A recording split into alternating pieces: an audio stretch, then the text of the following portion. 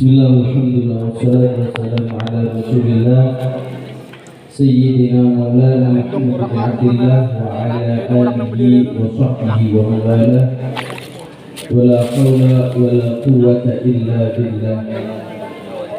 Rabbi shrah li sadri wa yassir li amri wahlul 'uqdatam min lisani yafqahu qawli. Amma ba'd.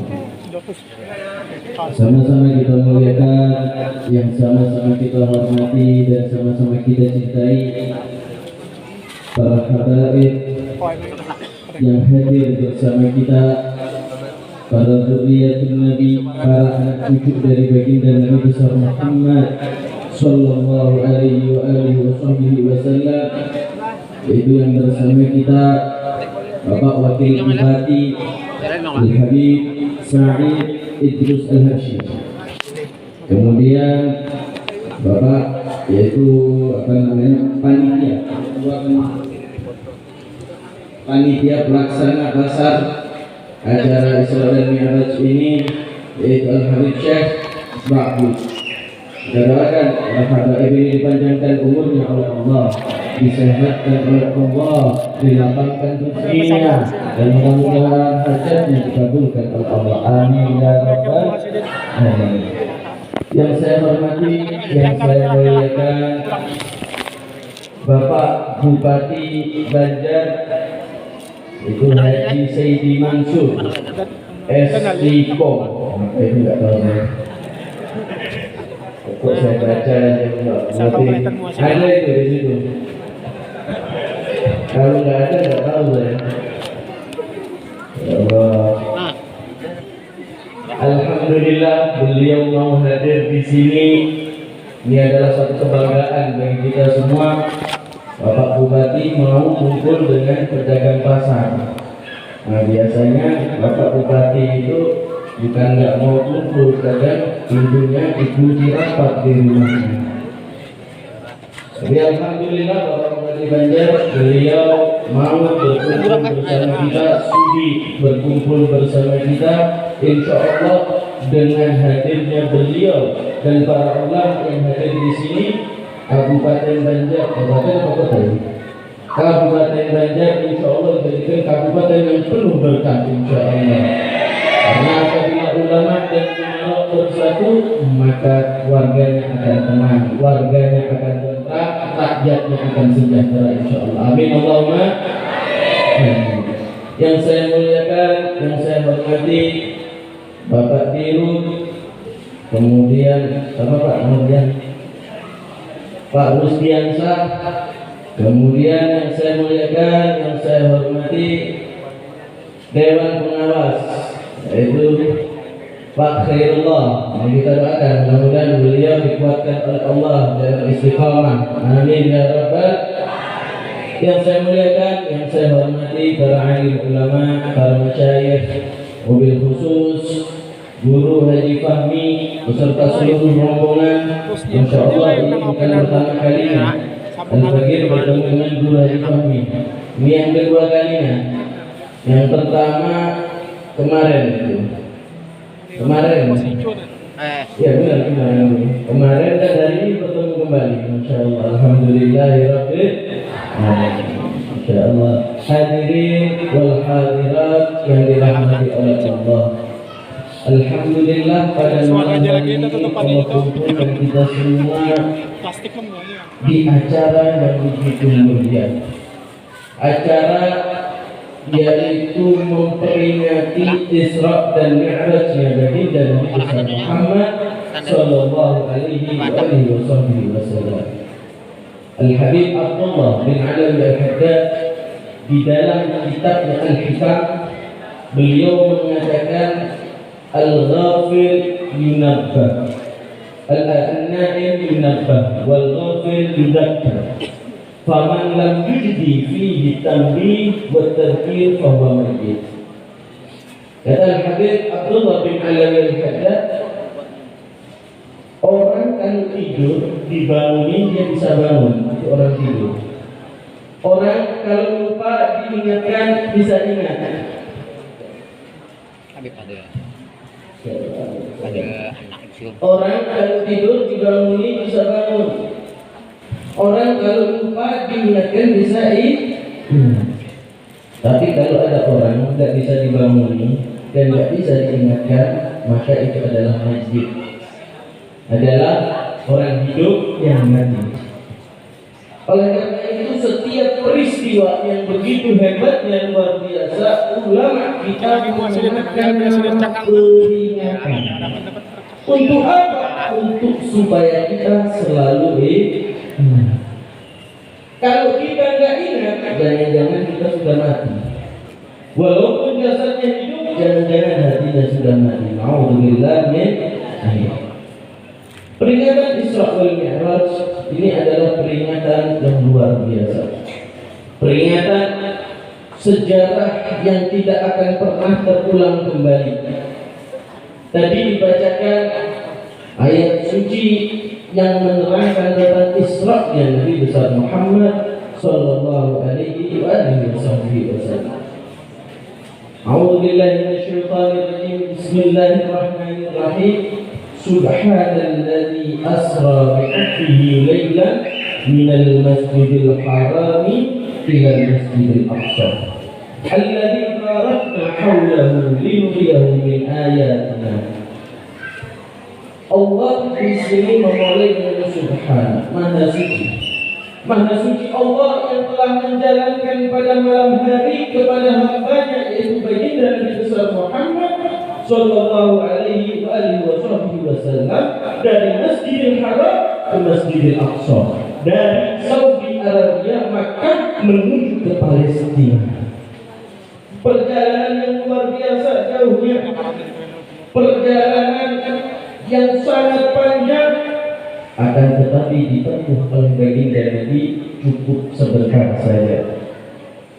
Perjalanannya panjang, itu Isra butuh waktu hanya sebentar saja. Bahkan bukan Isra saja yang dilakukan oleh Nabi dari Masjidil Aqsa ila Sidratil Muntaha menuju bertemu dengan Allah, itu ditempuh dengan waktu sangat-sangat sebentar. Dikatakan oleh seorang ulama, saking sebenarnya Nabi melakukan Isra dan Mi'raj, itu ibarat waktunya ketika Nabi duduk, kemudian Nabi melakukan Isra dan Nabi Mi'raj, kemudian Nabi kembali, itu tempat duduk Nabi masih hadir. Artinya apa? Sebentar saja dilakukan oleh baginda Nabi besar Muhammad sallallahu alaihi wasallam. Akan tetapi ini perjalanan yang sebentar tapi panjang. Panjangnya bagaimana? Banyak sekali cerita-cerita yang dipertontonkan oleh Allah Subhanahu wa taala. Hadirin wal hadirat yang dirahmati oleh Allah, ketika Nabi diisrakan, Nabi dipertontonkan oleh Allah kejadian-kejadian yang luar biasa, kejadian-kejadian yang sangat-sangat mengerikan. Ada kejadian yang mengerikan, ada kejadian yang menyenangkan. Nabi dipertontonkan penduduk neraka, Nabi juga dipertontonkan penduduk surga. Di antaranya Nabi melihat ada seorang yang turbahul rusahu bil ahjar, orang yang kepalanya dihajar, dipukul dengan batu sampai hancur itu kepalanya, sampai keluar otaknya, sampai hancur, kemudian dikembalikan oleh Allah, dipukul lagi sampai hancur, dan itu dilakukan dalam keadaan sadar. Dia masih sadar. Ini kalau orang kecelakaan, kepala terbentur sedikit saja, keluar darah sedikit saja, udah bisa nggak sadar gitu orang. Sedikit saja terbentur, nggak sadar, nggak ngerasain sakit ketika nggak sadar. Ini sama Allah dibuat sadar, dibuat sadar oleh Allah. Bayangkan sakitnya, bayangkan pedihnya, sehingga Nabi mengatakan begitu mengerikannya ini ada. Nabi mengatakan kepada malaikat Jibril, "Man haula ya Jibril?" Siapa mereka itu wahai Jibril? Kemudian kata malaikat Jibril, "Haula alladziina tatafaqaduna ru'usahum 'ala shalah." Mereka lah orang yang kepalanya berat untuk melakukan sholat. Hati-hati, sholat itu sangat penting. Sholat itu sangat penting. Jangan sampai kita ini meninggalkan sholat. As-sholatu minad-din bimanzilati ra'si minal jasad. Sholat itu di dalam agama seperti kepala di dalam tubuh manusia. Fakamalah ayat liman la salat, fakadzalika liman la salat. Sebagaimana tidak mungkin ada orang hidup tanpa kepala, begitu juga tidak mungkin ada agama tanpa sholat. Kalau orang hidup tanpa tangan masih bisa hidup, orang hidup tanpa kaki masih bisa hidup, orang hidup tanpa kepala tidak ada hadirin. Begitu juga agama. Orang tak puasa masih bisa, mungkin karena dia sakit. Orang tak bayar zakat masih bisa, mungkin dia orang fuqara yang tidak mempunyai kewajiban zakat. Orang tak haji bisa, mungkin dia tak mampu karena haji masih setara dia bisa bila. Tapi orang tak sholat nggak bisa, hadirin. Nggak ada alasan bagi orang untuk tidak melaksanakan sholat. Mau kaya, mau miskin, mau mampu, mau tak mampu, mau pejabat, mau rakyat biasa, mau apapun alasannya, tidak ada alasan untuk tidak sholat. Hadirin yang dirahmati Allah, Sayyidina Abdullah bin Umar bin Khattab. Sayyidina Abdullah ini adalah putra daripada Sayyidina Umar bin Khattab. Dikatakan beliau ini meninggal pada usia 84 tahun. Beliau ini meninggal dalam usia 84 tahun. Meninggalnya beliau yaitu ketika beliau masuk ke Masjidil Haram, ada seorang sultan yang bernama Al-Hajjaj. Al-Hajjaj ini adalah pemimpin yang zalim. Ketika dia melihat Sayyidina Abdullah bin Umar bin Khattab mau masuk ke dalam masjid, Al-Hajjaj langsung naik ke atas mimbar. Dia berpidato di hadapan masyarakat pada saat itu. Kemudian Sayyidina Abdullah bin Umar bin Khattab duduk mendengarkan Hajjaj ini berpidato. Diikuti sama Abdullah bin Umar bin Khattab. Semakin lama semakin menjadi Sayyidina Abdullah bin Umar bin Al-Hajjaj ini. Tambah lama di dalam hati daripada Sayyidina Abdullah bin Umar bin Khattab.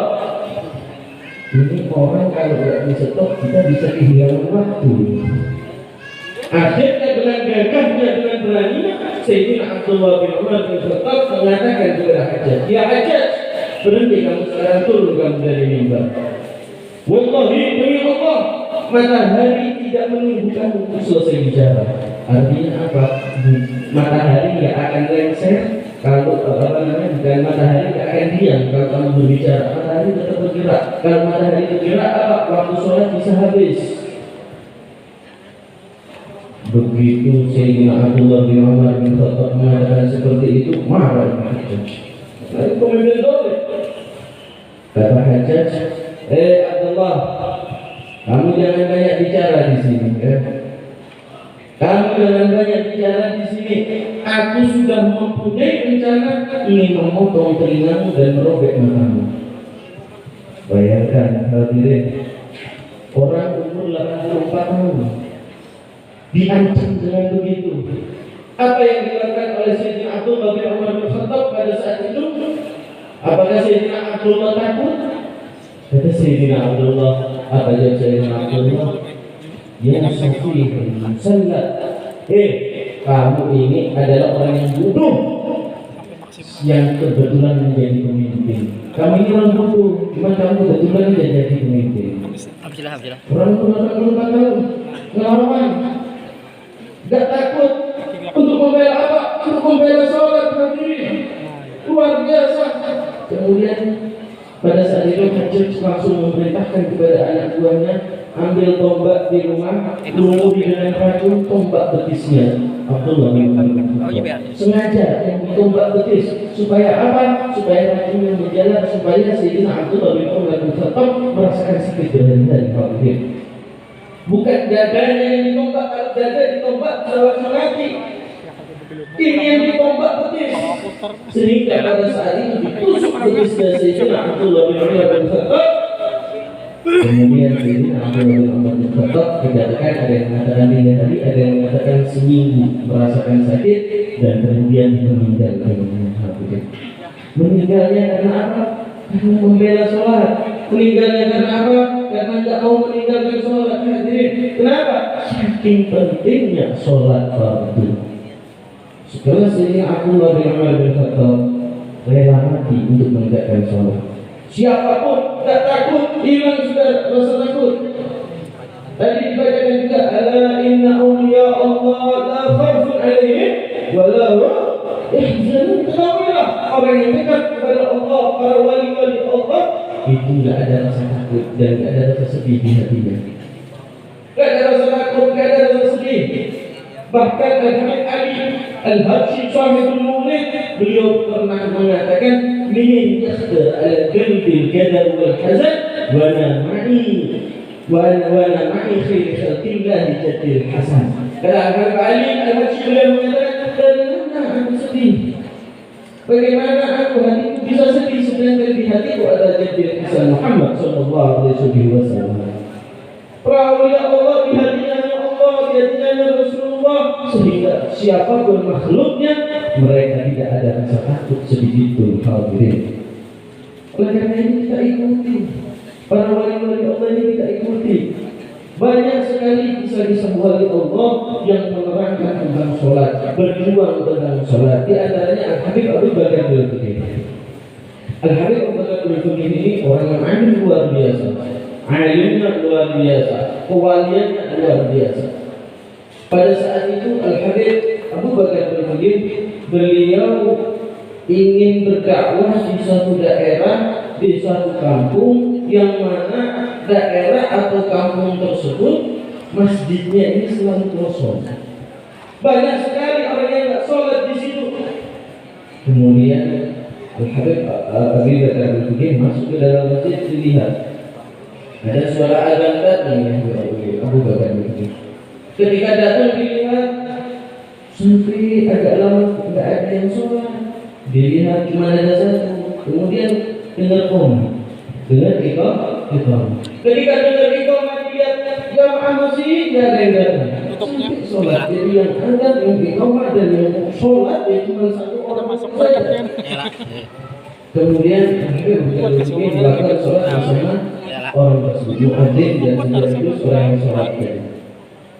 Setelah Al-Habib Abu Bakar Al-Fiqih sholat, kemudian ini masjid sebesar ini, gimana penghuninya? Apakah warga sini bukan muslim? Bukan muslim semua, Pak Habib. Terus kenapa tak sholat? Ya Allah, Habib, warga sini susah, susah dinasihati. Mereka sibuk dengan urusan dunianya, mereka lupa dengan Allah.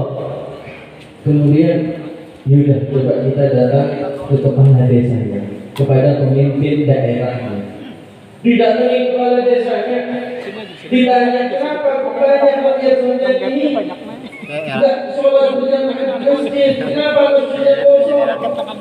Dijawab, kita ini di sini, kita itu semua orang yang berdagang. Kita itu ada yang bertani, ada yang pergi ke pasar. Kita ini sibuk dengan urusan dunia dan yang ditanya sama dia, apakah ada waktu istirahat? Ketika ada dulu kita istirahat. Tapi yang namanya istirahat ya kita gunakan untuk istirahat. Digunakan untuk istirahat bagaimana? Tidak, ya kita tiduran. Kalau kita gunakan untuk sholat, ya istirahatnya kita begitu. Kemudian kata hari begini, kalau begitu gini aja deh. Kamu kan sebagai kepala desa. Sekarang nanti sholat asar berjamaah bersama aku di dalam masjid. Kalau pemimpinnya ikut berjamaah, insya Allah masyarakatnya akan ikut berjamaah juga. Apa kata kepala desanya? Habib, mohon maaf Habib, saya sholat di rumah aja sendiri dulu ya. Jadi kepala desanya, warganya tak mampu semua sholat berjamaah di masjid. Kemudian kata Habib, kamu ini kenapa nggak mau sholat berjamaah? Apakah kamu nggak melaksanakan sholat? Tapi kita ini banyak pekerjaan. Dikatakan oleh beberapa mungkin sholat itu sangat penting. Ditanya sama kepala desa, apa pentingnya orang sholat? Habib, orang kalau melakukan sholat, dia tidak akan terbakar api. Maksudnya, iya, di dunia dia tidak akan terbakar api, di akhirat dia tidak akan masuk ke neraka yang Allah. Tapi bisa praktekkan dulu. Kata kepala desa ini, hadir bisa praktekkan. Yaudah, kata Abu Bakar, besok saya kesini siapkan kayu bakar yang banyak, nanti bakar apa? Kalau aku tidak terbakar, maka warga sini semua harus sholat berjamaah. Tapi kalau aku terbakar, nggak usah sholat kalian. Baik-baik kita akan umumkan kepada masyarakat. Kemudian besok harinya Abu Bakar ini datang. Ketika datang, dilihat kaget Abu Bakar ini. Ternyata kayu bakarnya itu udah jadi kayak rumah besar, banyak, luar biasa. Ini berarti saking banyaknya orang, karena dikatakan satu orang bawa satu kayu bakar. Wah, ini luar biasa. Kemudian Abu Bakar mengatakan, bakar sekarang kayu. Ketika sudah api membara, Abu Bakar mengatakan, perhatikan, kalau aku tidak terbakar, maka kalian semua harus sholat berjamaah istiqamah di dalam masjid. Tapi kalau aku terbakar, aku mati, maka terserah kalian. Kemudian Abu Bakar mengatakan kepada pendampingnya, saya minta tolong, jangan pernah datangi saya kecuali api sudah habis. Kalau api sudah habis, cari saya di dalam. Kemudian Abu Bakar masuk ke dalam gerombolan Abu Bakar tadi yang apinya sudah membara. Begitu masuk dikatakan bahwa Abu Bakar malah sholat di dalam situ, dan Abu Bakar banyak wirid di dalam situ. Setelah itu kayu bakar habis, selesai Abu Bakar keluar. Jangankan tubuhnya hadirin, ujung sumban Abu Bakar tidak terbakar sedikit pun. Tidak terbakar sedikit pun. Berkat beliau, seluruh warga tersebut semuanya sholat berjamaah. Tapi jangan ditiru ini yang melakukan wali, yang melakukan seorang wali. Artinya lihat para salaf-salaf kita terdahulu berjuangnya luar biasa untuk menegakkan sholat, berjuangnya luar biasa, rela dirinya dibakar asal sholat berjamaah didirikan. Ini saking pentingnya sholat berjamaah, Pak Kulit. Oleh karena itu jangan pernah kita meninggalkan sholat berjamaah. Kemudian di antara perjalanan Isra Nabi, selain Nabi melihat orang di bumi yang begitu dahsyatnya, Nabi melihat satu keindahan yang luar biasa. Keindahan dilihat ada orang nanam bibit di dalam tanah, kemudian tumbuh langsung tanpa ada jeda, begitu naruh tumbuh berbuah, naruh tumbuh berbuah, langsung begitu terus. Kemudian Nabi bertanya, wahai Jibril, mana ulah Jibril, siapa mereka itu? Dikatakan oleh Jibril, haula'il ladzina yunfiquna amwalahum fi sabilillah. Mereka orang yang gemar menginfakkan hartanya di jalan Allah Subhanahu wa taala. Matematika manusia dan matematika Allah itu lain. Kalau matematika manusia 10 dikurangi 1 9. Tapi kalau matematikanya Allah 10 dikurangi 1 bisa 700 hari. Gak masuk di akal. Memang bukan gak masuk di akal, tapi akal kita yang gak masuk. Karena akal manusia ini terbatas. Akal kita yang tidak masuk. Gambarannya begini, misal saya punya 1 biji mangga, 1 bijinya mangga, 1 biji saja. Kemudian saya gali tanah, saya tanam, saya masukkan itu biji mangga di dalam tanah. Kemudian tumbuh, jadilah pohon yang besar, berbuah. Kira-kira buahnya 1 apa banyak? Kira-kira buahnya 1 apa banyak?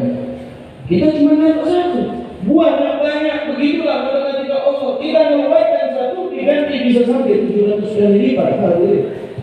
Itulah rahmatnya Allah. Oleh karena itu Nabi sallallahu alaihi wasallam bersabda, "Mana qasamalun min sadaqatin bal yasdad. Enggak akan berkurang harta seseorang yang disedekahkan, bahkan bertambah dan bertambah. Karena Nabi 3 kali Nabi mengatakan bertambah.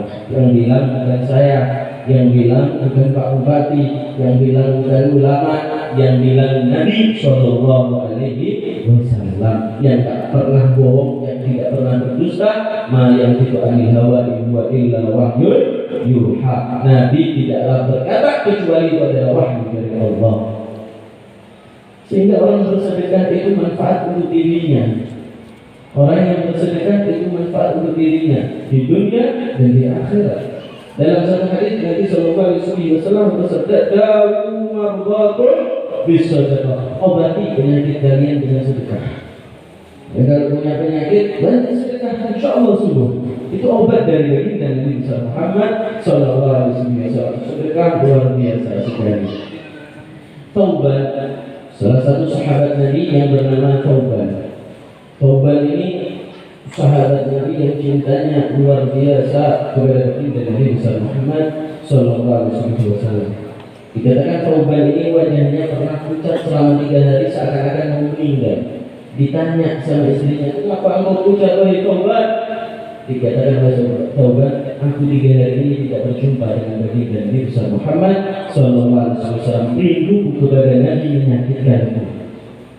Allahumma shalli ala Muhammad. Luar biasa cintanya sahabat kepada Nabi. Dikatakan Tauban itu ketika sholat berjamaah bersama Nabi, Tauban itu posisinya di saf awal pojok kanan, paling depan pojok kanan, di sebelah tiang biasanya. Kemudian dilihat sama Nabi ketika sholat subuh, Tauban tidak ada. Dicari oleh Nabi, Tauban, mana Tauban? Dicari oleh Rasulullah SAW. Mana Tauban? Sahabat tidak ada yang tahu. Kemudian kita tunggu sebentar, barangkali Tauban masih berjalan. Kemudian ditunggu agak lama karena Nabi khawatir kehilangan waktu, karena waktu subuh ini sangat sempit, sangat sebentar. Nabi mengatakan ya kita sholat berjamaah, mungkin Nabi Tauban nututin negara kita. Tauban insya Allah hadir. Kemudian setelah sholat Nabi salam, ketika setelah salam dilihat dan dicari oleh Tauban, dicari oleh Nabi, mana Tauban? Dilihat tidak ada Tauban. Kemudian Nabi mengatakan setelah kita berzikir bersama dan doa bersama, kita nengokin Tauban. Barangkali dia sakit, ayo kita jenguk Tauban. Kemudian setelah zikir, Nabi dan para sahabat berjalan ke rumah Tauban. Tahukah hadirin, perjalanan rumah Tauban ke Masjid Nabawi pada saat itu, dari rumah Tauban ke Masjid Nabawi itu perjalanan jalan kaki 3 jam hadirin. Dan itu 5 waktu Tauban berjalan dari rumahnya ke masjid. Luar biasa, jauh. Tapi tetap beliau saling semangatnya, saling senangnya, cinta kepada masjid. Beliau setiap waktunya berjalan menuju masjid. Ketika diketok rumah Tauban, "Assalamualaikum ya Tauban," kata Nabi. Yang membukakan ternyata istrinya. Ditanya oleh Nabi, "Aina Tauban? Mana Tauban?" Jawab oleh istrinya dengan tangisan, "Ya Rasulullah, pernah ada Tauban. Ya Rasulullah, Tauban telah meninggal ya Rasulullah." Tauban meninggal ya Rasulullah. Nangis harum seluruh sahabat Nabi pada saat itu yang ikut kepada baginda Nabi Muhammad Sallallahu Alaihi Wasallam. Kemudian pada saat itu Nabi Sallallahu Alaihi Wasallam bertanya, bagaimana akhir dari umur Tauban? Apa yang dia ucapkan kata Nabi? Kata istrinya, ya Rasulullah, itu yang membuat saya bingung ya Rasulullah. Tauban mengucapkan 3 hal, tapi saya tidak tahu maksudnya ya Rasulullah. Apa kata Nabi? Ucapan 3 hal ini apa? Yang pertama ya Rasulullah, Tauban mengatakan, coba lebih jauh lagi. Terus yang kedua, kenapa enggak yang baru? Yang ketiga, kata istrinya, kenapa enggak semuanya? Sahabat bingung, apa maksud sahabat ini? Pada saat itu juga Nabi Sallallahu Alaihi Wasallam tersenyum lebar. Nabi merasa senang. Padahal waktu itu Nabi dalam keadaan nangis. Ketika dikabari dengan 3 kabar tersebut, Nabi senang. Kata Nabi, ketahuilah, orang ketika sakaratul maut, ketika mau meninggal dunia, ditampakkan oleh Allah amal ibadahnya selama di dunia. Yang pertama Thauban mengatakan, kenapa gak lebih jauh? Tahukah kalian pahala orang berjalan dari rumahnya menuju masjid semakin jauh setiap langkah yang dihitung pahala oleh Allah Subhanahu wa taala. Di situ Thauban menyesal, kenapa gak lebih jauh lagi?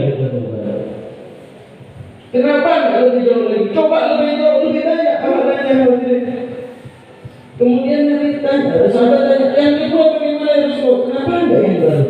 Dikatakan oleh Nabi, Thauban itu punya kebiasaan, dia itu kalau musim dingin pakai baju double, jadi baju dalam dan baju luar. Baju luar itu juga tapi semacam jaket, jadi juga dari kulit biasanya. Itu untuk menghangatkan tubuh. Lah yang dipakai oleh Thauban yang di dalam ini yang baru, yang di luar ini yang lama. Kemudian Thauban melihat ada anak kecil yang kedinginan karena pada saat itu musim dingin. Di Arab kalau musim dingin, dinginnya itu luar biasa ekstrim. Bahkan tidak sering orang berbeda. Kalau saya dingin, kemudian Thauban melihat anak kecil yang kedinginan. Dilepas bajunya yang di luar, yang bekas tersebut diberikan kepada anak kecil tersebut. Thauban menyesal ketika meninggal. Kenapa enggak saya beri yang baru? Thauban menyesal, hadirin. Orang beramal masih menyesal, hadirin. Kemudian yang ketiga, ya Rasulullah, apa itu maksudnya? Kenapa enggak semua? Kata Nabi, inilah yang hebatnya Thauban. Hebatnya Thauban ada di yang ketiga ini. Kenapa ya Rasulullah? Tidak ada yang mengerti yang ketiga ini kecuali Allah dan Rasul. Apa itu? Thauban setiap hari, setiap pagi bersedekah, baik kepada fuqara, baik kepada masjid, baik kepada yatim piatu, baik kepada armalah, para janda. Beliau bersedekah dan tidak ada satu orang pun yang kaya. Kemudian Thauban itu sedekah nggak semua hartanya, tapi cuma sebagian hartanya. Ketika meninggal ditunjukkan pahala orang yang bersedekah. Thauban menyesal. Kenapa waktu saya hidup saya cuma menyedekahkan sedikit harta? Kenapa enggak semuanya? Kata Thauban radhiyallahu ta'ala anhu wa arda. Nih sahabat Nabi yang amalnya luar biasa banyaknya, beliau masih menyesal, hadirin. Beliau masih menyesal. Kenapa enggak lebih baik? Kenapa enggak lebih baik lagi? Menyesal. Kita yang hidup di dunia jangan sampai kita ini menjadi orang bukan kenapa enggak lebih baik lagi yang kita sesali. Kenapa saya enggak berbuat baik? Alhamdulillah ya. Jangan menyesal kenapa saya enggak berbuat baik. Kalau bisa penyesalan itu kenapa enggak lebih baik lagi. Kalau bisa jangan menyesal. Kalau bisa langsung sedekah, sholat lima waktu dijalankan. Insya Allah rezekinya lancar. Yang terkhusus kepada orang-orang kasar ini. Tadi saya banyak yang yang sambat, kalau bahasa Jawa itu sambat apa bahasa laporan gitu, ngeluh. Yang ngeluh pasal sekibir katanya bilang gitu. Saya jawab, saya bukan Tuhan yang bisa kasih rezeki. Nah, tapi Allah kasih jalan kita. Bagaimana cara agar supaya kita mendapatkan rezeki? Cepat rezekinya lancar. Dalam satu firman Allah dalam Al-Quran, Allah berfirman, wa'mur ahlaka wasbir 'alaiha la nas'aluka rizqan nahnu narzuquka wal 'aqibatu littaqwa. Kata Allah Subhanahu wa taala, perintahkan keluargamu untuk sholat. Perintahkan. Kata Allah, Allah nggak nuntut, Allah nggak minta bayaran dari kalian, Allah nggak minta rezeki dari kalian. Apa kata Allah? Aku narzuquka, aku yang akan berikan rezeki. Jaminan bagi Allah.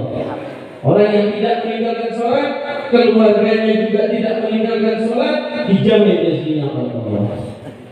Kalau kita rezekinya seret, rezekinya ini nggak lancar, periksa keluarga kita udah benar belum sholatnya? Kita udah benar belum sholatnya? Yang kedua, orang kalau kepingin rezekinya lancar, banyak sedekah, terutama di pagi hari.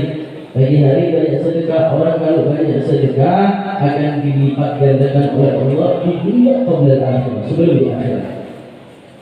Oleh karena itu, sholat sedekah jangan ditinggalkan. Ini kunci, ini miftah, kunci bagi kita semua agar supaya ya, kita semua bisa mendapatkan rezeki yang manfaat yang halal dan syar'i. Hadirin yang dirahmati Allah, kemudian Nabi melanjutkan perjalanannya. Nabi melihat satu kejadian yang aneh. Nabi melihat ada satu lubang kecil, tapi keluar dari lubang kecil tersebut banteng. Atau apa? Kerbau ya, banteng. Keluar dari lubang kecil tersebut banteng. Besar sekali. Kemudian banteng tersebut mau masuk ke lubang lagi, nggak bisa, maksa nggak bisa masuk. Nabi heran, ini gambaran apa ini? Kemudian dari malaikat Jibril mengatakan, apa ini Jibril? Siapa mereka itu? Kemudian kata malaikat Jibril, ya Muhammad, itulah gambaran bagi orang yang asal ngomong. Orang yang sudah asal ngomong, asal bicara, yang keluar dari mulutnya tidak bisa ditarik kembali lagi. Oleh karena itu Nabi mengatakan salamatul insan fi hifdzil lisan. Keselamatan manusia tergantung bagaimana dia bisa menjaga lisannya. Jadi Abu Bakar Siddiq beliau kemana-mana bawa batu. Kalau ngomong dibuka, kalau nggak ngomong dimasukkan batu ke dalam mulutnya. Sudah tidak banyak ngomong hadirin. Oleh karena itu dikatakan oleh salah seorang ulama, fakir tu'tum maqal wa dabbir maqal. Pikir dulu sebelum kamu berbicara, renungkan dulu sebelum kamu berbuat, baru kita nggak menyesal.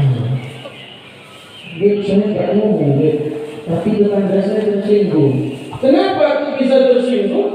Iya, karena saya buat status sama saja.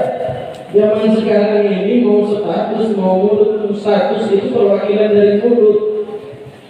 Status itu perwakilan dari mulut.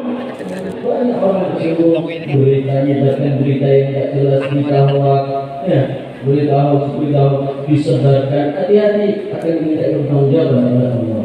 Jangan pernah kita menyebarkan berita yang belum tentu benarnya. Hati-hati, diminta bertanggung jawab oleh Allah.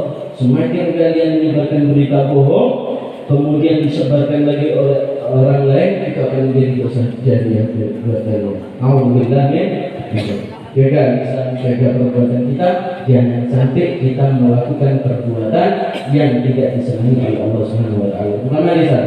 Kata Nabi sallallahu alaihi wasallam bersabda di dalam satu hadisnya, "Man kana yu'minu billahi wal yawmil akhir falyaqul khairan aw liyasmut." Siapa orang yang beriman kepada Allah dan hari akhir, maka ucapkan yang baik-baik. Kalau tidak mampu mengucap yang baik, diam. Diam. Karena itu Allah itu menciptakan otak di atas mulut.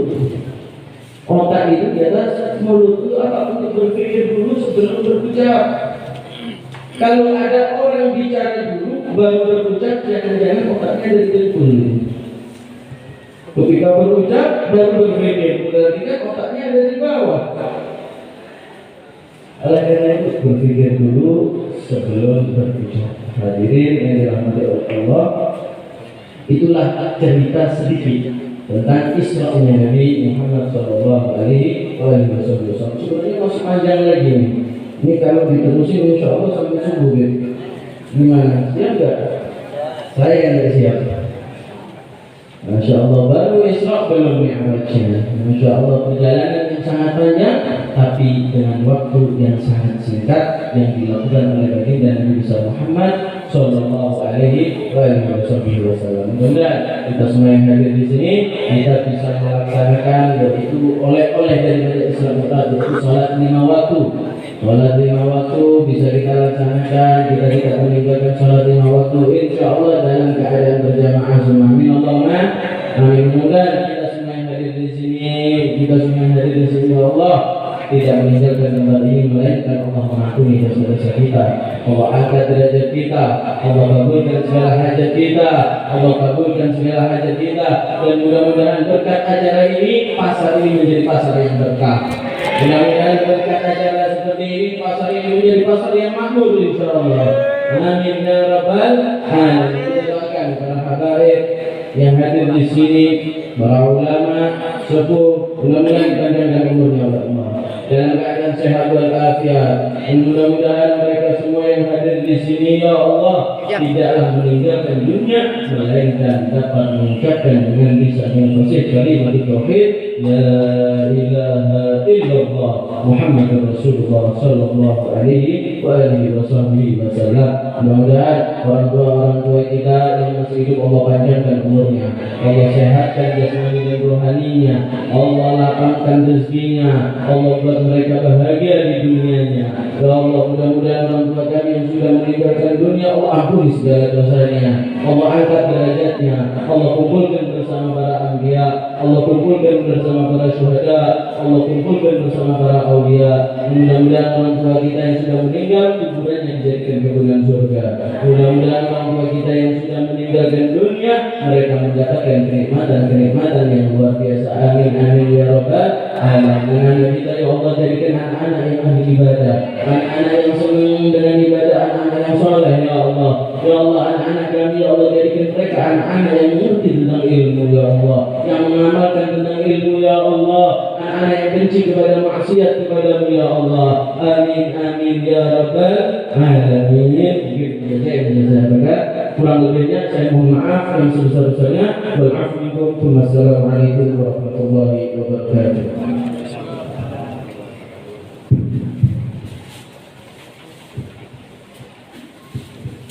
Demikian tadi ceramah yang disampaikan oleh Habib Umar Maulana. Semoga apa yang disampaikan beliau tadi dapat kita aplikasikan dalam kehidupan kita sehari-hari.